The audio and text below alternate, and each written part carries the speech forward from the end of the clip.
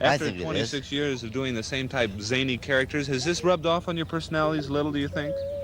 Well, I don't know. You have to look at us to tell, don't you? Well, how do you live at home? Do you, The Three Stooges, cast members from 1922, delivered 190 short films that made audiences howl with laughter.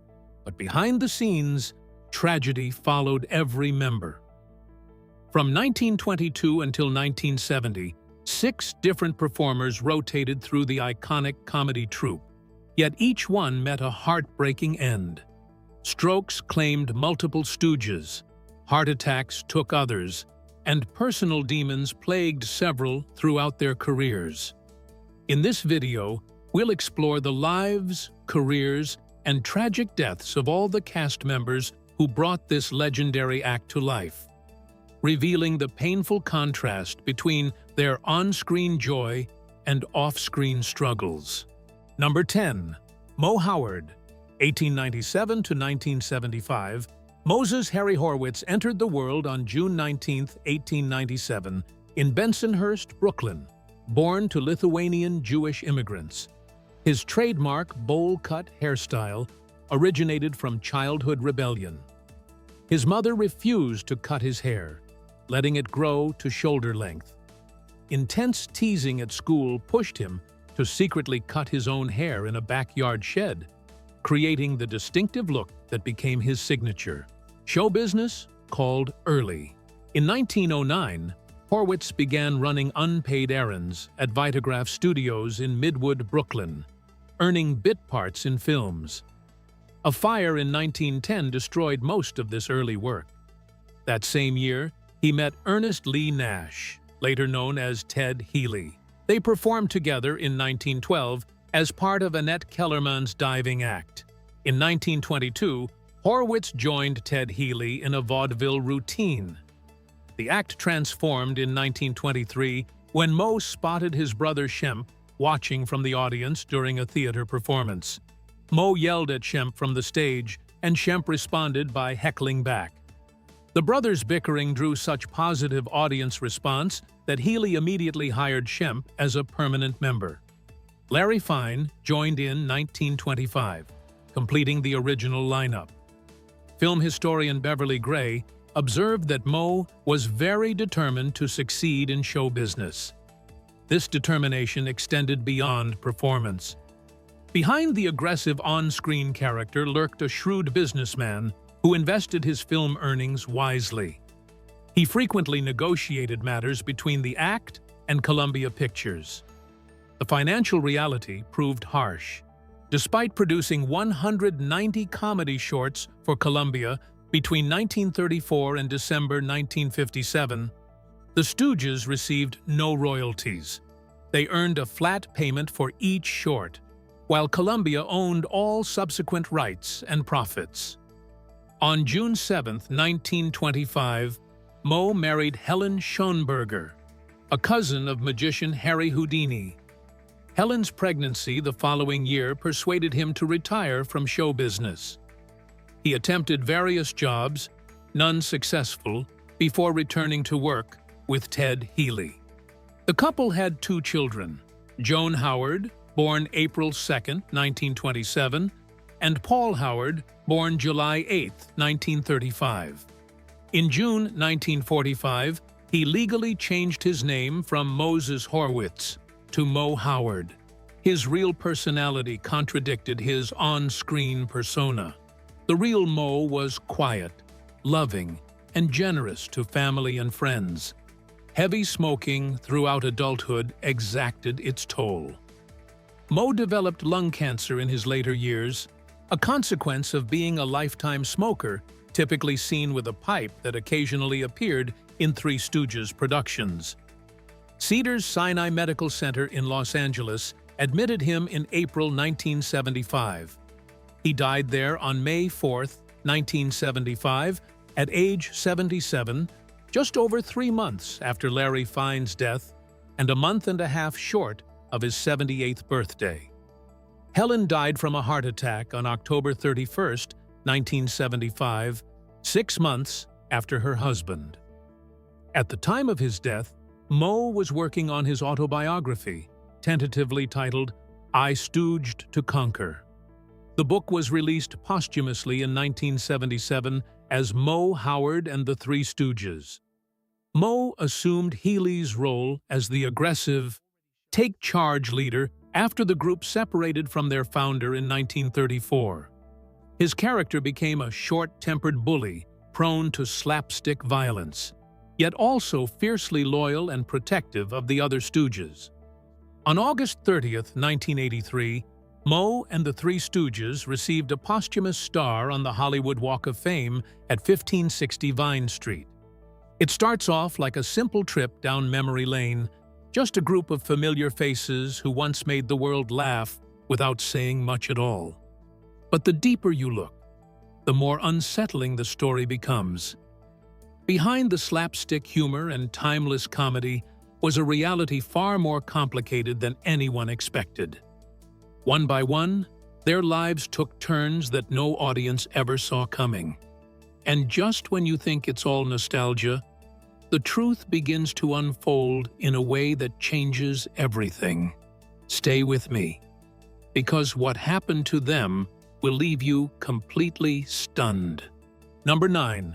Larry Fine, 1902 to 1975. Louis Feinberg arrived on October 4th, 1902, in Philadelphia, Pennsylvania, at the corner of 3rd and South Streets. His Russian-Jewish parents, Joseph Feinberg and Fanny Lieberman, operated a watch repair and jewelry shop. A childhood accident altered the trajectory of his life when he mistook a bottle of hydrochloric acid for a beverage.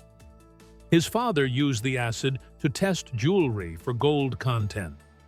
Before Louis could drink any, his father knocked the bottle from his hand, accidentally splashing the acid on his forearm and causing extensive damage. Doctors recommended violin lessons as therapy to strengthen the damaged arm muscles. Louis became remarkably proficient on the instrument. His parents planned to send him to a European music conservatory, but World War I prevented this dream. He developed an act combining Russian dance with violin performance, which eventually caught Ted Healy's attention. To further strengthen his arm, he took up boxing as a teenager, winning one professional bout before his father stopped his fighting career. Fine met Moe Howard and Ted Healy in 1925. Moe's brother Shemp had been working as an audience stooge for Healy alongside Moe. Shemp left soon after to attempt a solo career. Larry joined the group sometime between 1925 and 1928, replacing Shemp. His trademark bushy hair originated from his first meeting with Healy. He had just wet his hair in a basin, and, as they talked, it dried oddly. Healy told him to keep the wild hairstyle and offered him $90 per week to join as one of the Stooges, with an extra $10 if he would abandon his fiddle. In 1934, the trio contracted with Columbia Pictures for comedy shorts. Fine appeared in 190 film shorts and 5 features during their time at Columbia. He provided the middle ground between Moe's aggressive bossiness and Curly's childlike behavior, often staying in the background and providing the voice of reason. Fine married Mabel Haney in 1926, having met her in vaudeville in 1922. The couple maintained a busy social life, throwing lavish Christmas midnight suppers.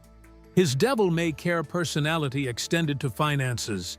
He gambled money away at racetracks or high-stakes gin-rummy games, and frequently gave money to actors who needed help without asking for repayment.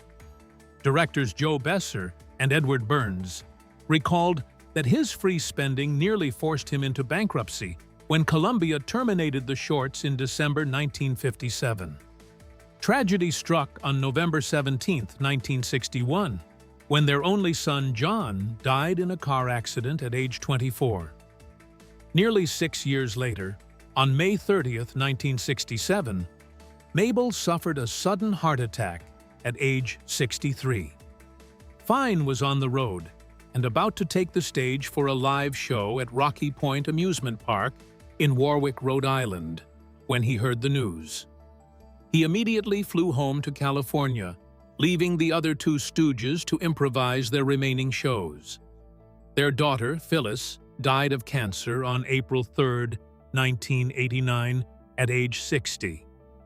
On January 9, 1970, Fine suffered a debilitating stroke that paralyzed the left side of his body while filming a new television series entitled Cook's Tour. The stroke marked the end of his performing career.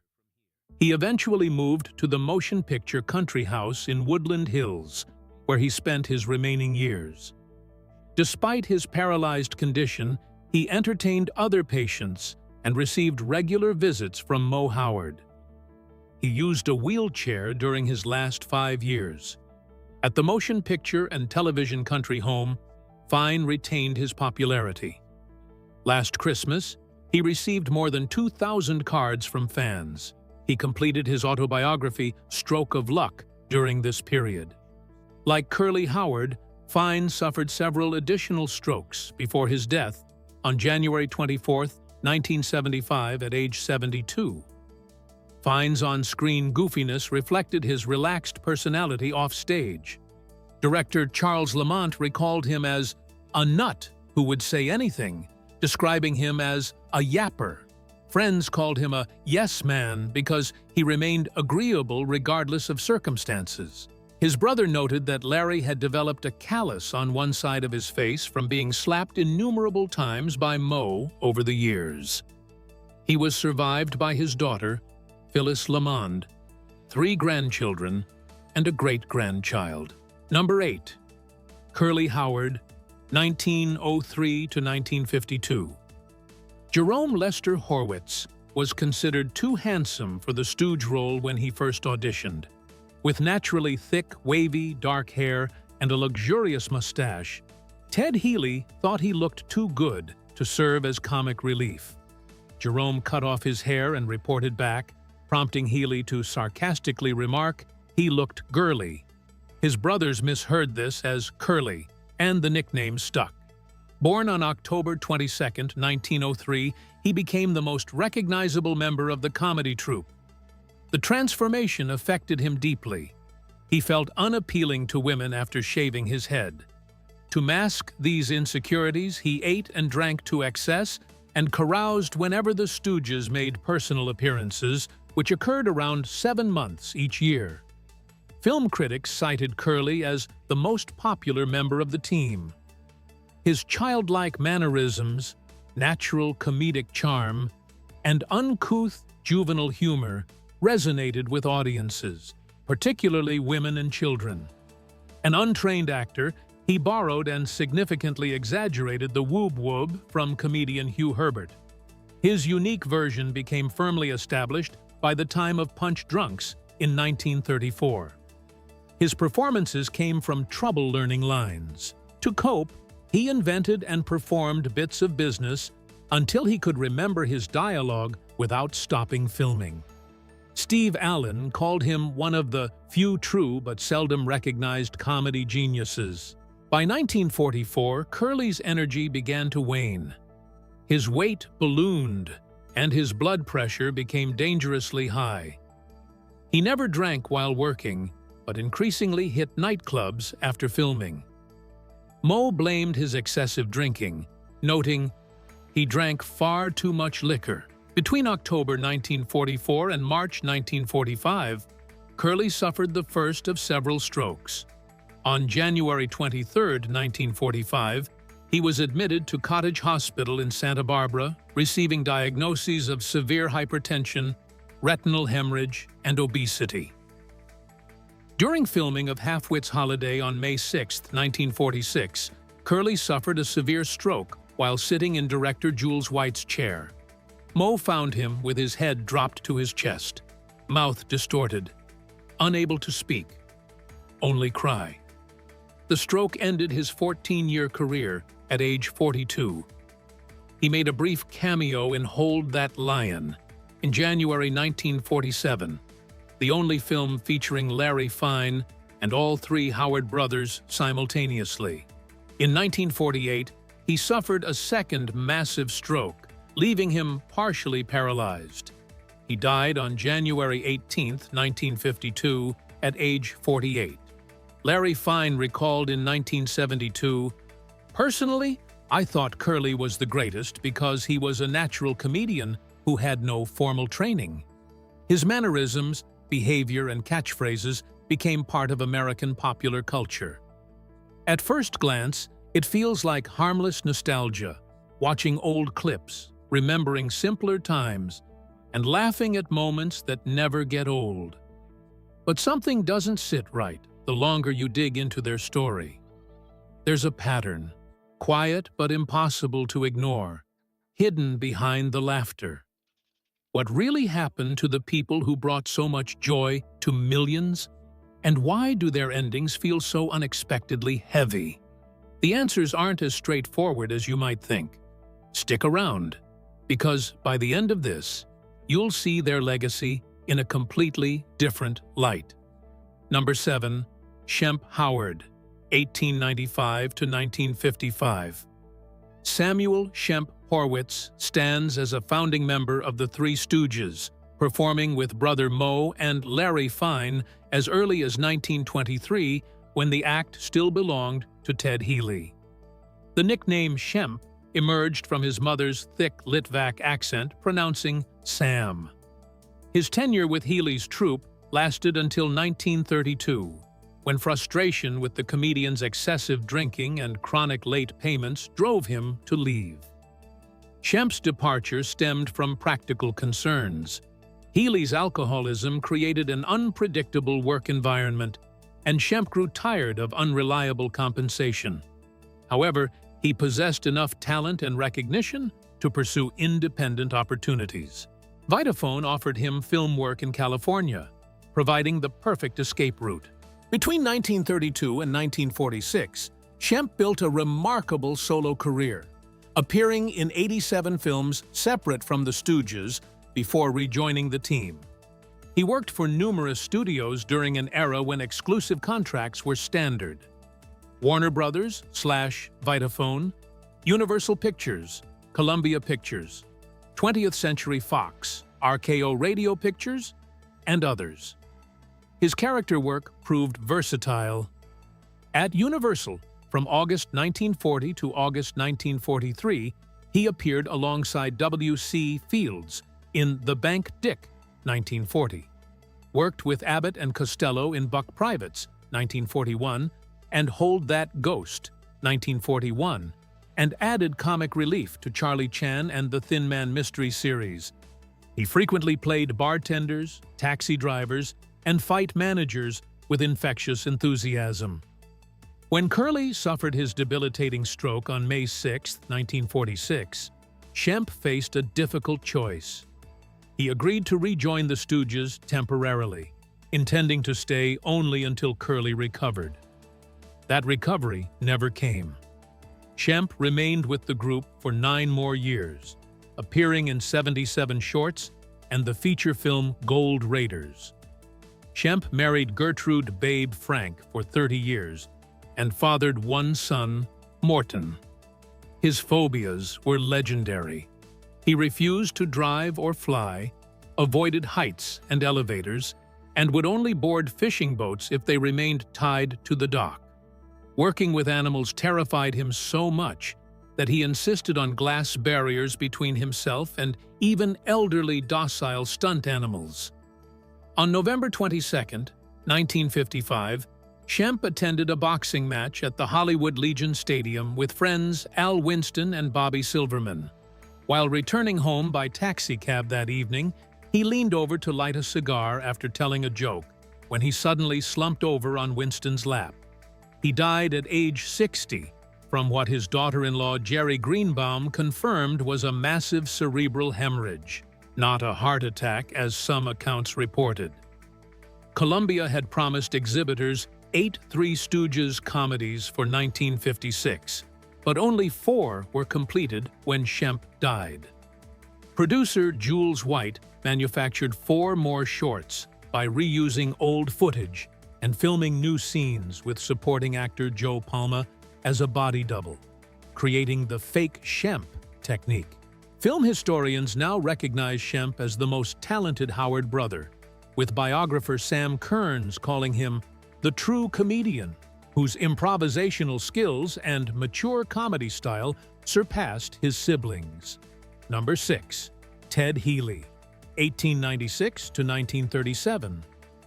Born Ernest Lee Nash on October 1, 1896, in Houston, Texas, the man who invented the Three Stooges transformed American comedy through an accidental discovery. During an afternoon performance in 1921 at the Prospect Theater in Brooklyn, his stage associates fled before showtime.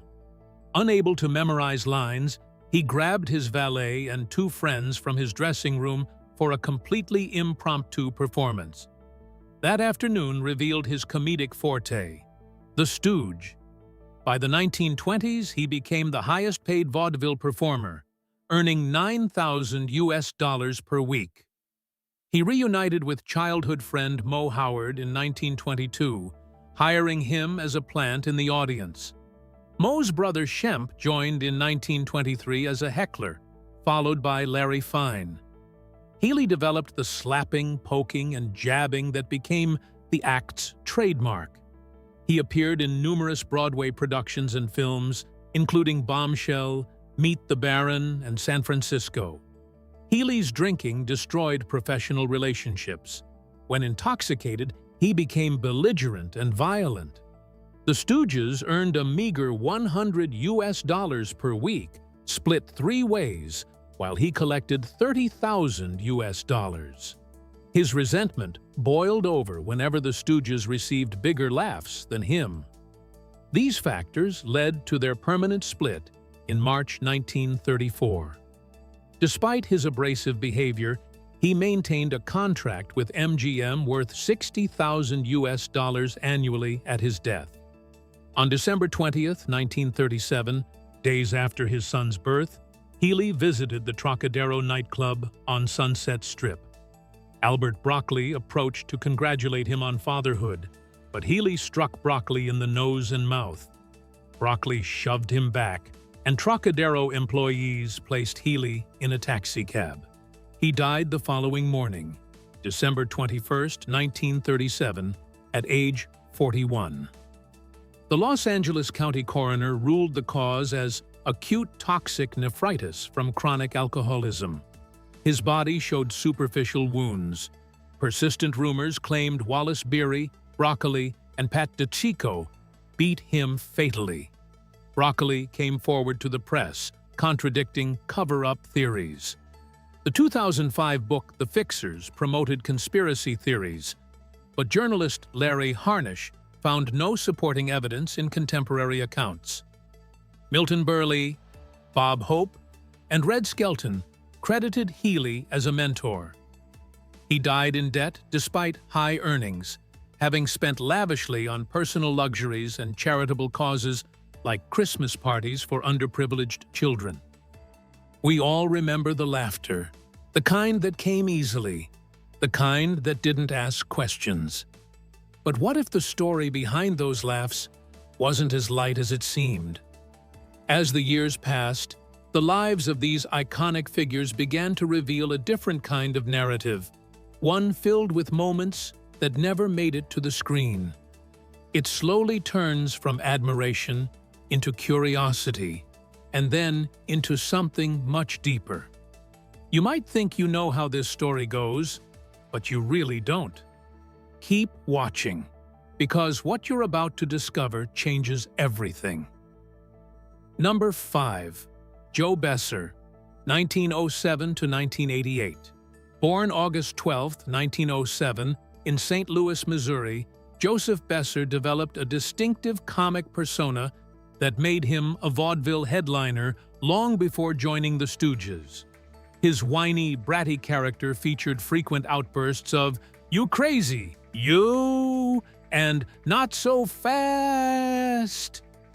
Columbia Pictures signed him to an exclusive contract in 1944, relocating him to Hollywood for feature-length musical comedies. His greatest success came portraying Oswald "Stinky" Davis on The Abbott and Costello Show during the 1950s, playing a bratty child in an oversized Little Lord Fauntleroy outfit. He starred in his own short subject comedies for Columbia since 1949, before joining the Stooges. After Shemp's death, Besser joined Moe and Larry in 1956 for the final 16 Stooge shorts. He refrained from imitating previous members, continuing his established whiny character. His contract included a clause prohibiting excessive hitting, though he did take some pies and bonks to the head. Larry volunteered to absorb most of Moe's physical abuse in Besser's place. Columbia shut down the comedy shorts department on December 20, 1957. When Moe and Larry proposed a personal appearance tour, Besser declined. His wife Erna had suffered a heart attack in November 1957, and he refused to leave without her. Besser suffered a minor stroke in 1979. He died of heart failure on March 1, 1988, at age 80 in his North Hollywood home. Erna died from a heart attack on July 1, 1989, at age 89.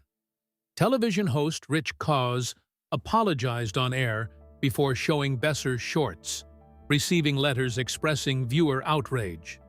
However, Columbia historians Edward Watts and Ted Okuda praised him for bringing new energy to a flagging series. His 1984 autobiography, initially titled Not Just a Stooge, was posthumously retitled Once a Stooge, Always a Stooge. Number 4. Curly Joe DeRita, 1909 to 1993. Joseph Wardell entered show business at age 7, born into a theatrical family in Philadelphia on July 12, 1909. His mother, Florence DeRita, worked as a professional stage dancer, while his father, Frank Wardell, served as a stage technician. The three performed together on stage throughout his early childhood. Taking his mother's maiden name, DeRita joined the burlesque circuit during the 1920s and gained recognition as a comedian. During World War II, DeRita enlisted with the USO, touring Britain, France, and the Pacific alongside Bing Crosby and Randolph Scott. In 1946, Columbia Pictures hired him to star in his own comedy series under director Jules White. He headlined 4 shorts before returning to the burlesque circuit. Columbia shut down its short subjects department in 1957, and Besser quit in 1958 to care for his ailing wife. Larry spotted DeRita performing in Las Vegas and convinced Moe he would be perfect as the third Stooge. DeRita joined in 1959 as a third replacement for the original Curly. Their first stage show in Barstow proved a total flop. However, Screen Gems syndicated old Stooges shorts to television, creating sudden popularity. The revived trio performed on The Ed Sullivan Show and completed feature films, including Snow White and The Three Stooges, Have Rocket Will Travel, and The Three Stooges Meet Hercules. DeRita married chorus girl Bonnie Brooks on July 13, 1935, remaining together until her death on September 6, 1965. He married Jean Sullivan on December 28, 1966. DeRita suffered a series of strokes that made home care too difficult for his wife. He spent 2 years at the Woodland Hills retirement home before dying of pneumonia on July 3, 1993, 9 days before his 84th birthday. Survived by wife Jean and stepsons Robert and Earl Benjamin, his tombstone reads, "The Last Stooge." There's something almost magical about revisiting the past, especially when it's filled with laughter that stood the test of time. But sometimes, when you look a little closer, the story behind that laughter tells a very different tale. What seemed joyful on the surface begins to reveal layers that feel far more complex and, at times, deeply unexpected. Questions start to form, and suddenly, it's no longer just about comedy, it's about the lives behind it.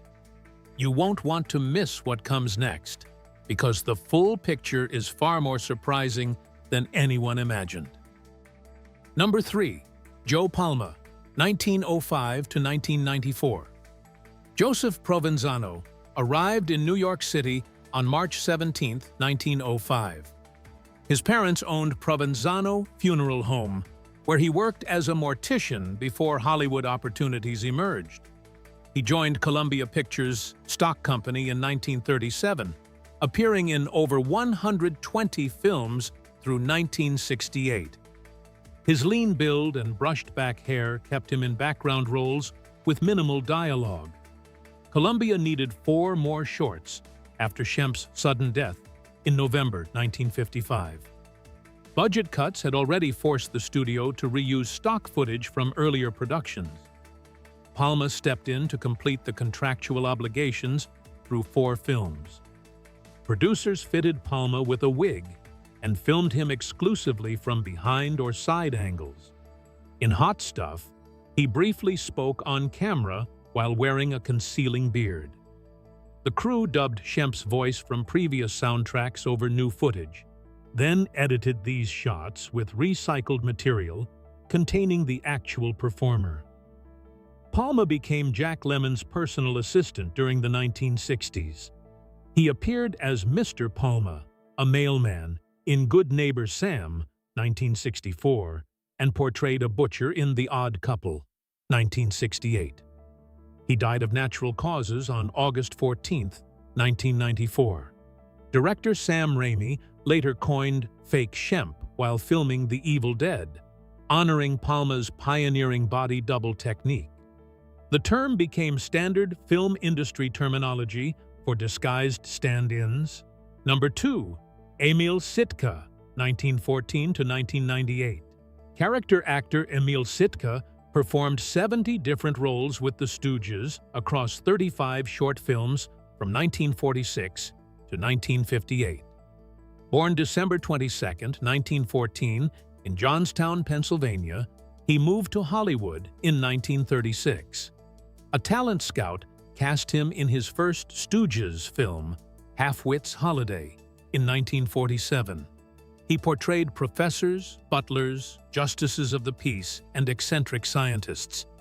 His signature line, "Hold hands, you lovebirds," from Brideless Groom, became his trademark. Sitka stands as one of only 2 actors who worked with all 6 Stooges.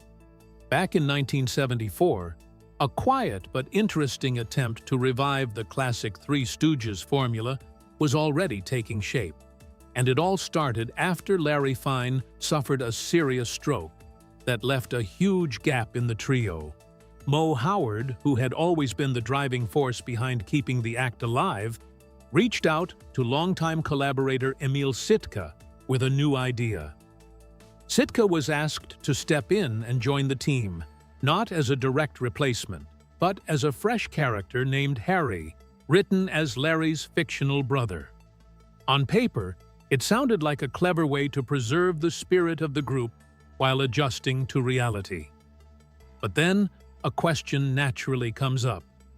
Could any version of the Stooges truly work without the original chemistry that audiences had loved for decades?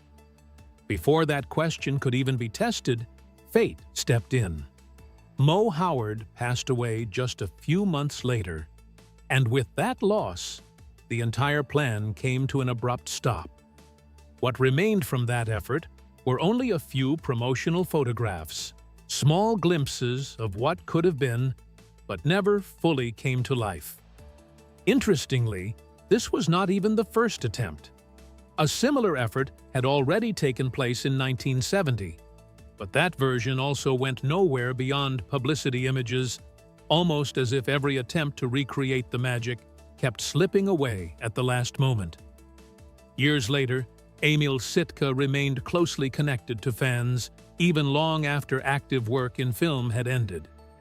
In June 1997, while welcoming fans into a home in Camarillo, something tragic happened. Sitka suffered a massive stroke and never regained consciousness. That moment marked the beginning of the final chapter. On January 16, 1998, death came at St. John's Pleasant Valley Hospital due to complications. Even in death, a sense of humor and legacy stayed present. The gravestone carried the words, "Hold hands, you lovebirds," a line that reflected the light-hearted spirit tied to years of comedy work.